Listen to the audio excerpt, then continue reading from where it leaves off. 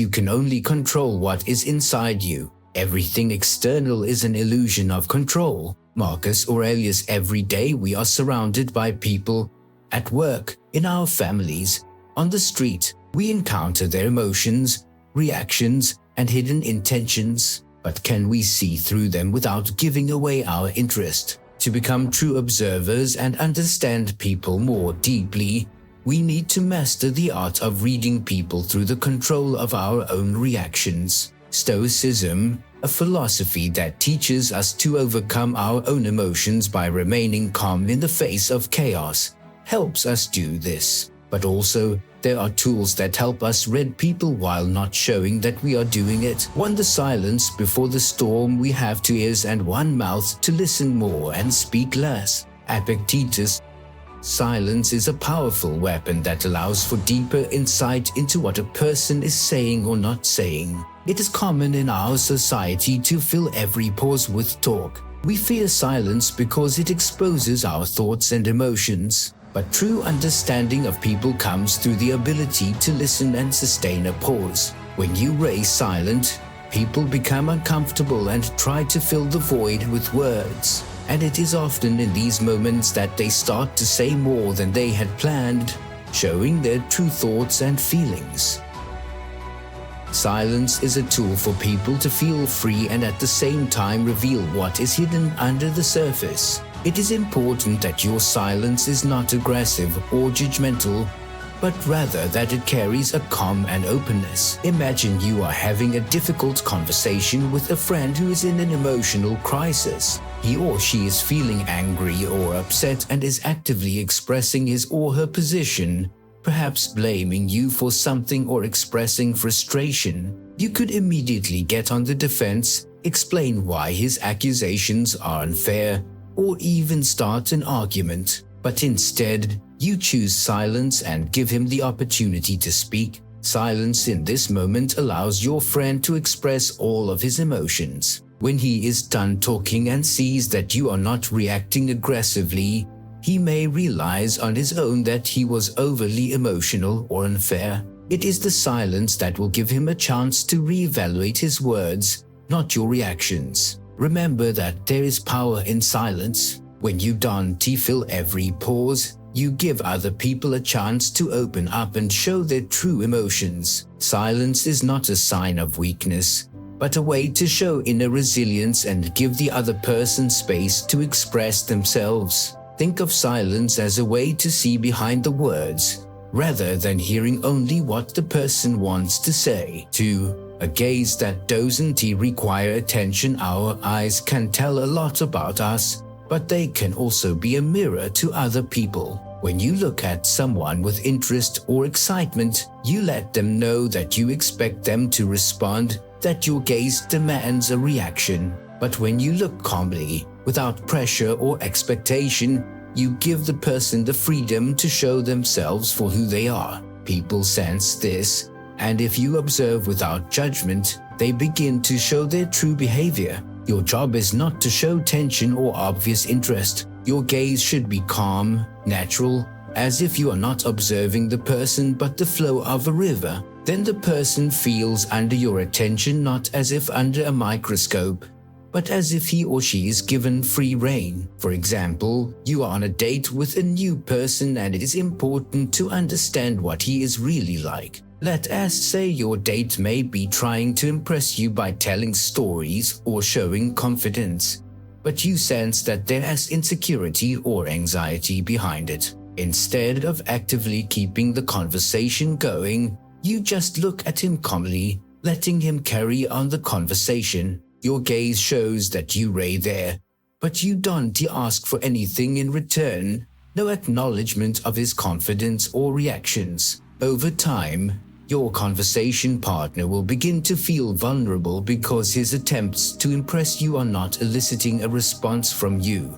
This will lead him to perhaps start telling you something more personal, showing his true nature. Don't demand from people what they can't give. Let your outlook be calm and non-judgmental. People open up when they don't feel pressured. Your ability to observe them without interference gives them the freedom to be real. Remember that your gaze is a tool to see the truth behind the masks people put on in an attempt to impress. 3.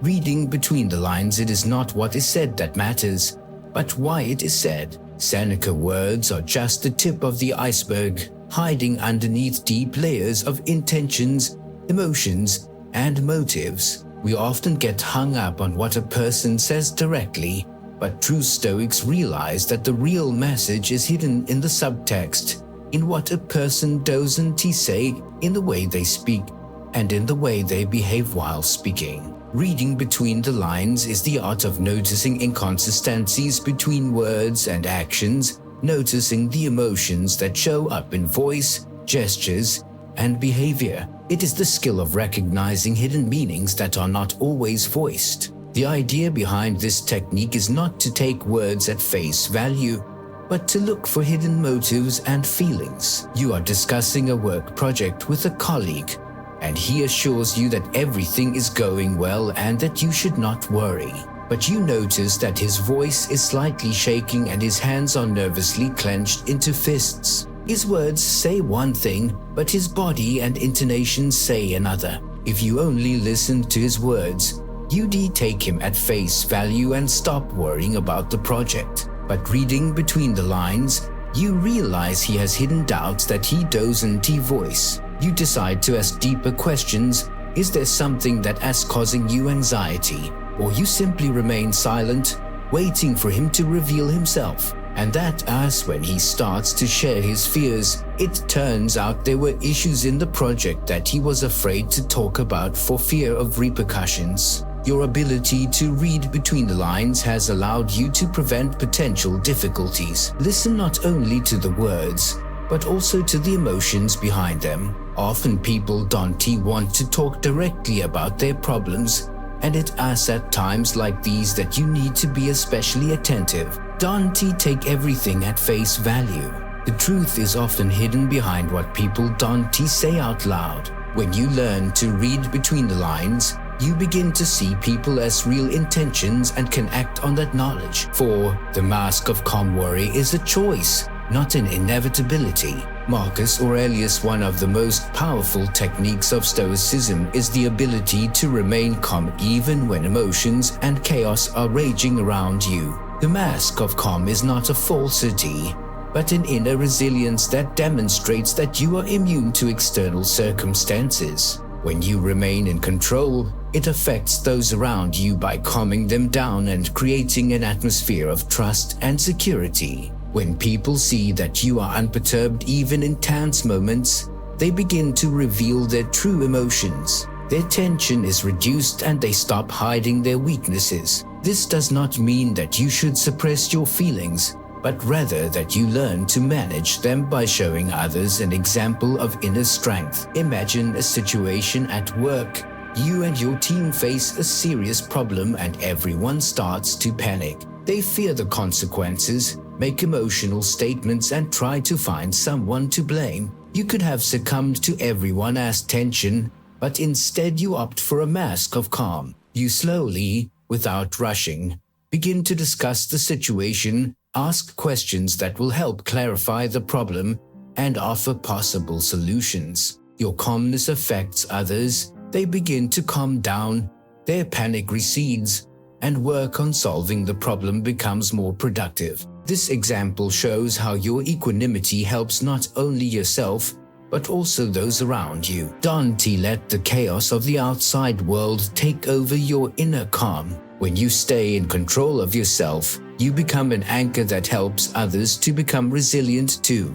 Equanimity is not a sign of weakness, but an indicator of strength that draws trust and respect to you. Your ability to remain calm in any situation is one of the most valuable qualities you can develop. 5. Questions that expose intentions. You can't judge a man by his answers. One must judge him by his questions. Socrates, the real power of questions lies in their ability to reveal people as true motives and intentions. When you ask a question, you make a person not just repeat memorized phrases, but think about and analyze their own words and actions. The right question can expose hidden emotions, inner conflicts, or even lies. It is important that your questions are calm but focused. They should challenge the person to reflect and perhaps open up more than they had planned. This technique is important for those seeking to understand people as true intentions and create deeper connections,